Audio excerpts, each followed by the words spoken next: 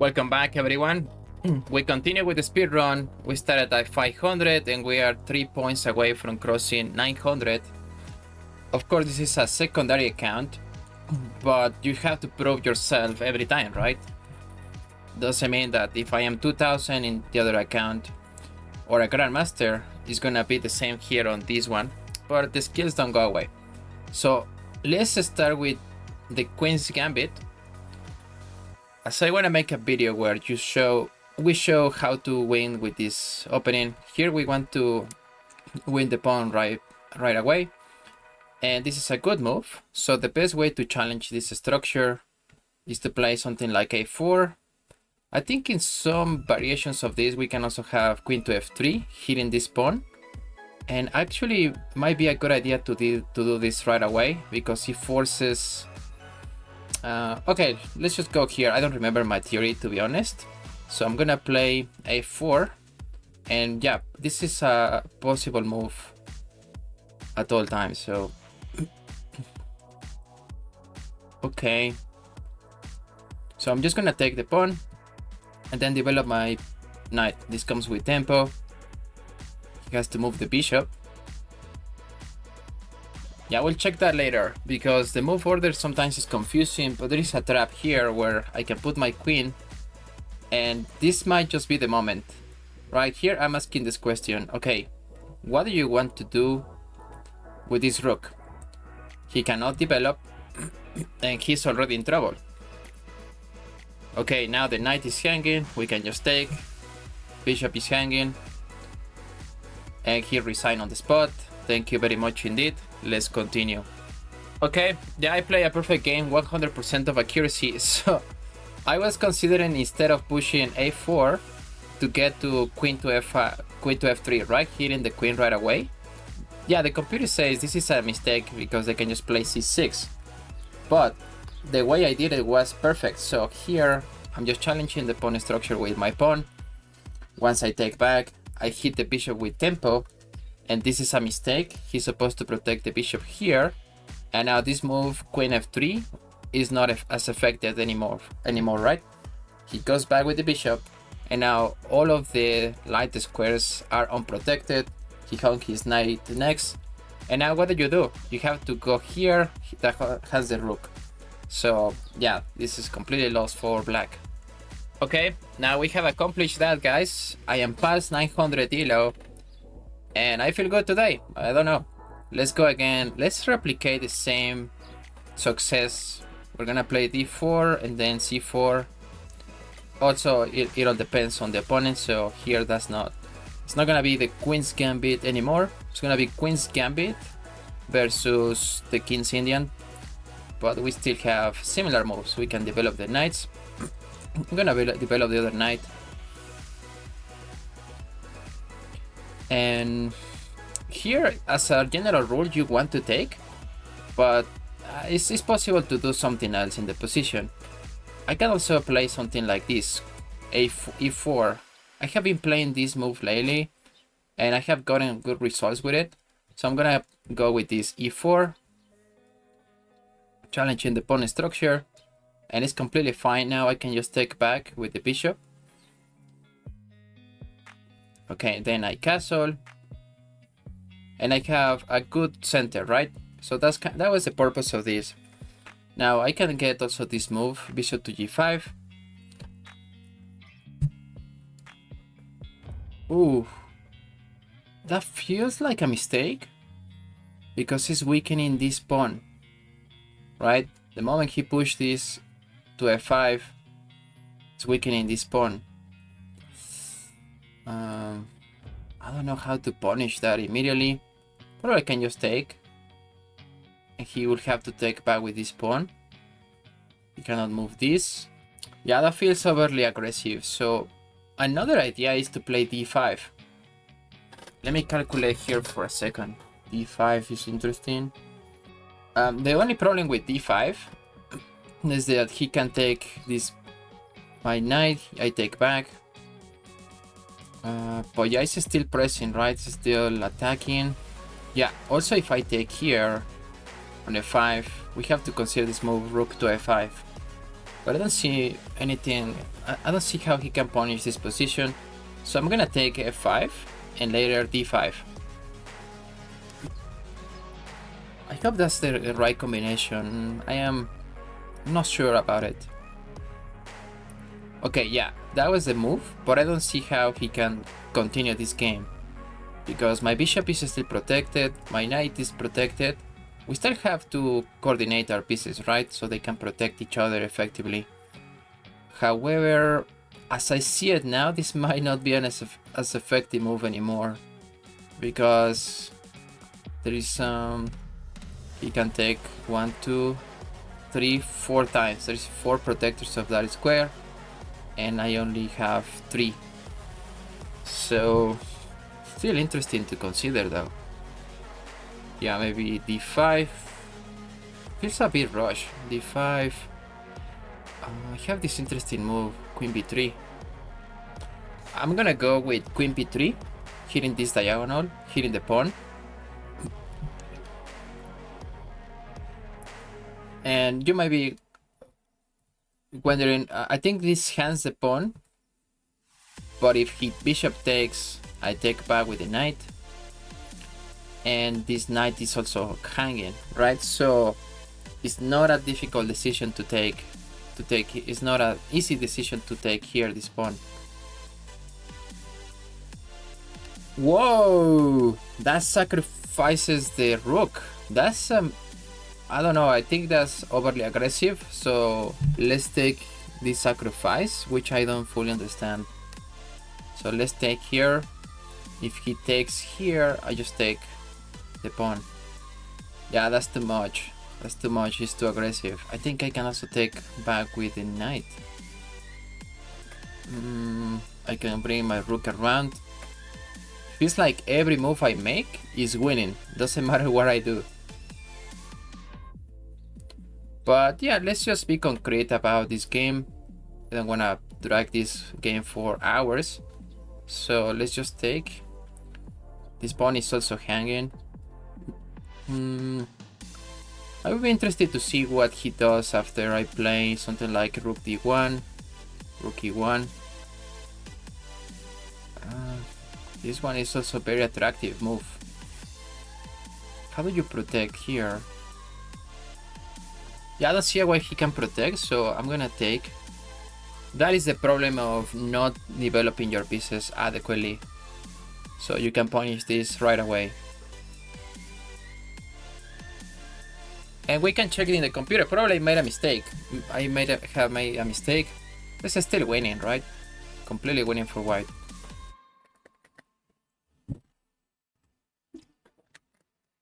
Okay, so our bishop is hanging. I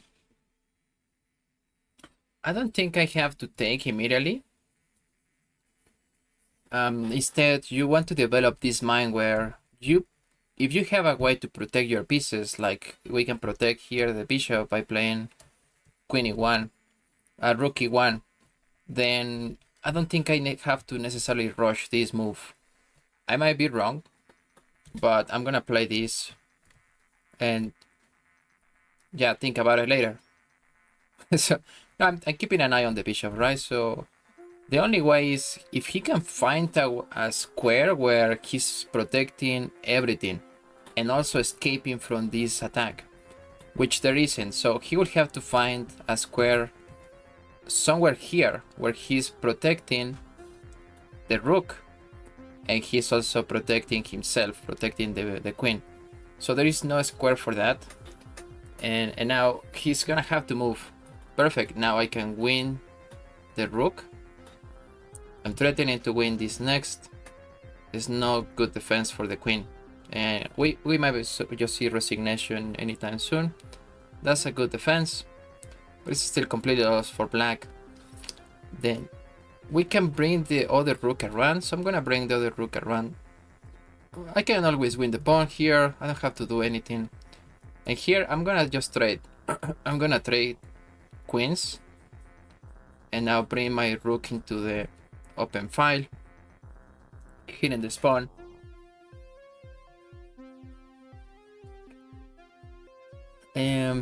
I can bring the rook here. So I'm gonna bring the rook, the knight, not the rook. Okay, let's win the pawn. Okay, you have to check, is anything hanging? So nothing is being attacked. There is nothing hanging in the position. I don't see any checks. Still, I will just take this knight to simplify the position. And now I can even win this knight by giving a check. Probably we have some mate in net, which I don't see right now. But okay, let's just win the knight. And he resigned. There is nothing to be done. Let's do a game review really quick. Wow, this was also a very high accuracy, 94.5%. And this variation is excellent, so I would recommend you study this line where, okay, you have, they're attacking this pawn, but you want to confuse your opponent by playing e4. They have to take this pawn, ideally, right? Now I take back, and usually the bishop, when the bishop is here, they can give a check, and you just go back. It's completely fine. But in this line, they will have to develop the knight, you can develop the bishop, and it's super annoying to play. It's very, very annoying to play for black. Okay, so let's just continue with our game analysis. We castle. Okay, yeah, I knew intuitively this is bad. This is weakening the whole light squares, not black, light squares. So here, best move in the position is to take f5. I was considering this move, d5. The computer is saying, oh, that's good. But as we saw it, yeah, he can just take my knight. And it doesn't look as pretty. It doesn't look like I have a clear advantage in this position. So that's the problem with this move. So, but here I just get rid of this. He took back with the rook. Now the computer is saying, oh, the continuation after this, we have to play rook e1, targeting the pawn. But what I played was a good move. It's not the best, but it's a good move. Here, that's too much. It's too much of a sacrifice. Okay, I can just take the bishop. And now, yeah, this is very, very easy to play. We don't even have to think too much about it. As long as we reduce material, we take pieces. It's completely winning anyway. Perfect. Let's carry on with another game. I think so far I have not lost any games. But you never know, right? We still have to be careful, and they're going for some kind of gambit. They want me here to play this and take this pawn. Then they will develop the bishop, and then they will take this pawn. So instead, I'm gonna develop my knight first. Okay, he just protects. He doesn't go for that. He doesn't leave that pawn hanging, so it's completely fine. Let's play some version of the King's Indian. I'm not a King's Indian player, but I will try to play it. In many moves, in many variations, you have to play d6, so I will get that move right away, so I don't have to waste it. Okay, he's playing some weird variation where he's only pushing pawns. It's all good, like, it's not a bad strategical position. I have c5. I think that c5 is attractive. I'm gonna castle right away. Okay, so we want to challenge this pawn structure. If he's pushing pawns in the center, a good principle is to play something like a5. Push pawns on the flank, right, to challenge that pawn structure. Now I might be able to play e5 and maybe even try to target his knight first, pinning this knight.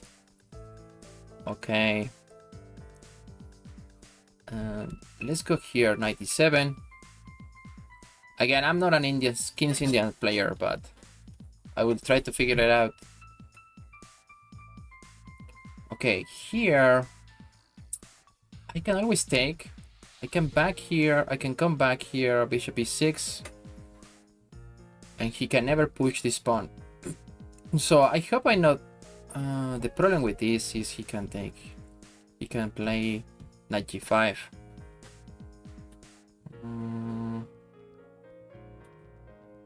Okay, let's take, because it was too difficult, the calculation. So let's just take. Here the pawn is hanging, so we always have to think about the diagonals of the bishop. He might have a slight advantage because he has the 2 bishops, but it should be playable for us. I'm gonna play a little bit unconventional. I put the rook here on a7, keeping an eye on the pawn. So this bishop is bad.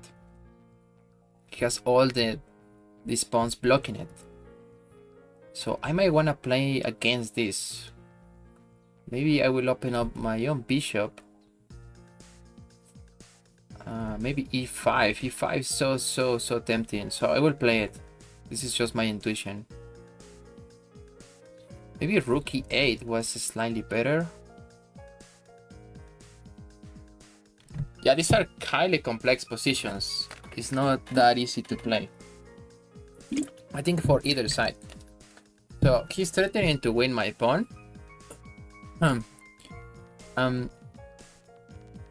Opening up the position will be more convenient for the bishops, right? So probably I'm just gonna close this side of the board.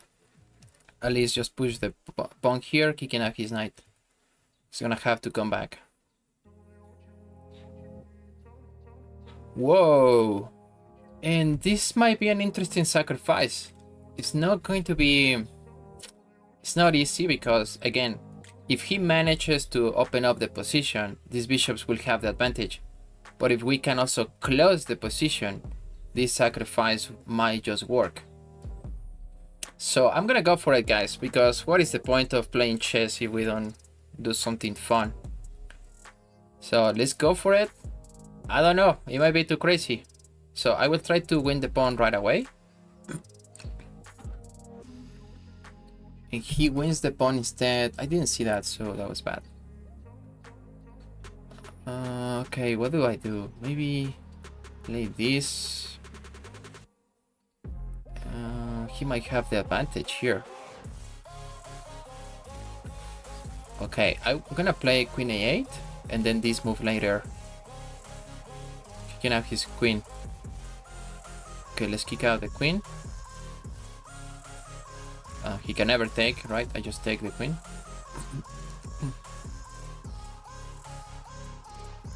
Maybe a good plan is gonna be d5 and then knight c4. What I want to do is close down the position so they cannot move the pawn. So maybe d5, e4.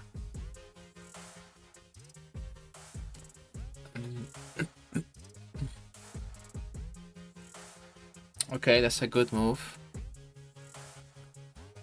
Maybe this. Yeah, I don't love it. I don't love it.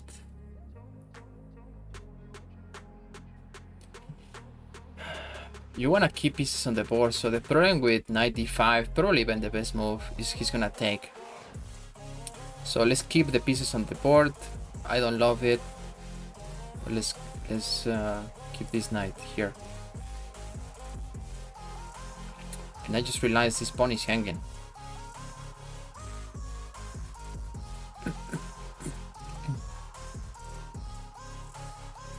Okay. We're at a disadvantage. Let's try to get some material back. Oh, what? Whoa, whoa, whoa, whoa, whoa. Whoa, whoa, whoa, whoa, whoa. He sacrificed the queen? What happened there? He was completely winning. That's why you don't resign, guys. So yeah, this should be an easy conversion. I don't know what he crossed his mind. He got too excited about it. And he was like, yeah, I'm winning material, so I'm gonna win everything. Here, the bishop, the queen is keeping an eye on the bishop, so probably this threat doesn't really work. Sorry, yeah, the knight is protecting the bishop. You have to move the knight. I'm also thinking about this, but let's play safe from now on because I think I was playing too exciting chess. Yeah, we have these two squares for later. Maybe rook d8. This pawn is hanging.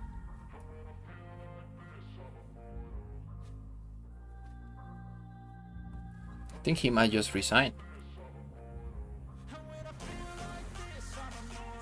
What was that?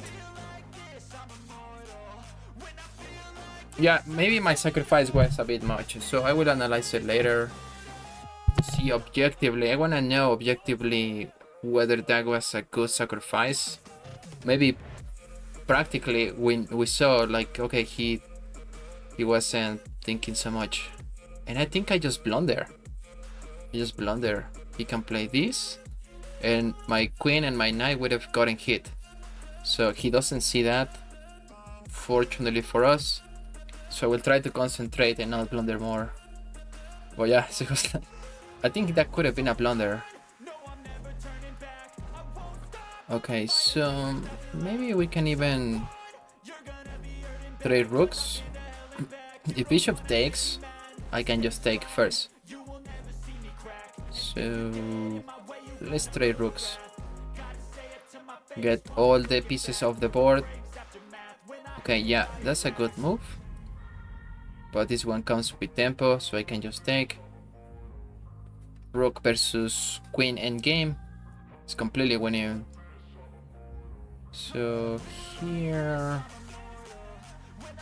Okay, here... Give us a check, he wins the pawn. But now I escape, no more checks for the king. I can win back material. Now I'm gonna give a check here. King has to move. I will win this pawn. I don't even have to do that. Okay, let's play super solid and keep an eye on the pawn. Yeah, this pawn is hanging. Pawn is hanging, but my own pawn is hanging. So I will play this first.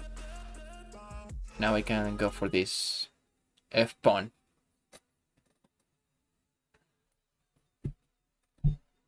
I can give a check. Yeah, again, I don't have to rush anything.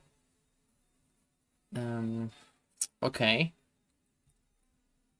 So let's give a check. Checks. If we can get this king in the same diagonal or in the same triangle as the rook, that would be a great idea to win the rook. So I don't see a way to make progress here.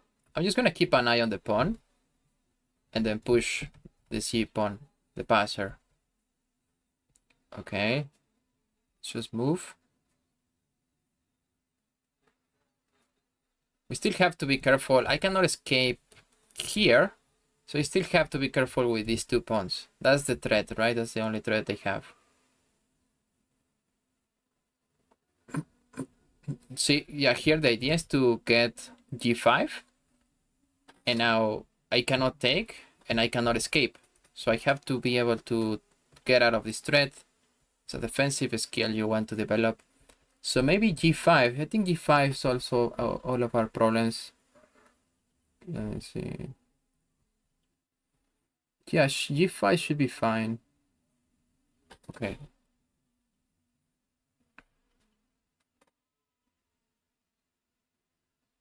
Yeah, now he gives a check, but I have this square available. I can escape.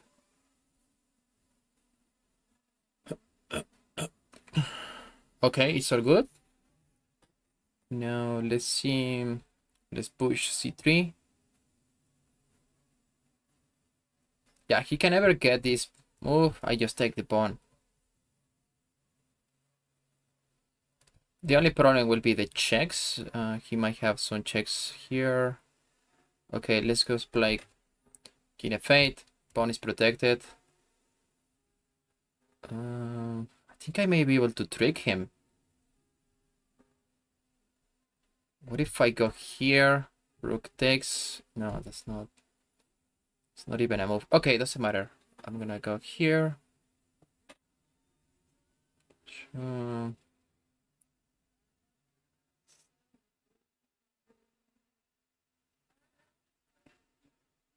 Isn't that a blunder?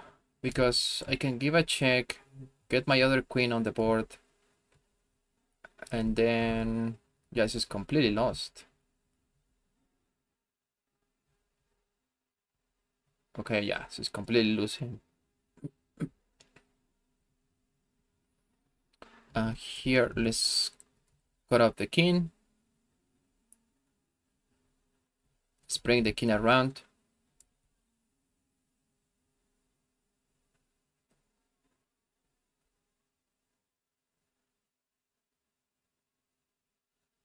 He has to play any of these moves. I win the pawn. Okay, that was also fine, I guess. Probably have some marionette here. I don't see it. Is this checkmate? Yeah, this is checkmate. Okay, let's do a game review. Okay, the moment you're probably curious about the rook sacrifice, it was a blunder. There's no mistake about it. And I didn't consider he was gonna take back this pawn. So in my head, I was like, okay, I recover back the pawn, so he doesn't probably have a bunch of pawns on this side of the board. I didn't take this into account. However, he blundered later on. Yeah, I don't know why. Why would you take this knight? It's been protected by my other knight. And another moment in the endgame where we have to be really careful not to get checkmated. So we go here, and the moment I play h4, and then the idea is, let's say I ignore it. He can get g5. I play this, I get checkmated. So that's why myself, I play after h4, I play g5. Right, so here the game continues. I have the advantage. He can keep checks, but there is nothing there for the rook. Okay, now the game continue. We traded rooks, and yeah, this was completely winning for black.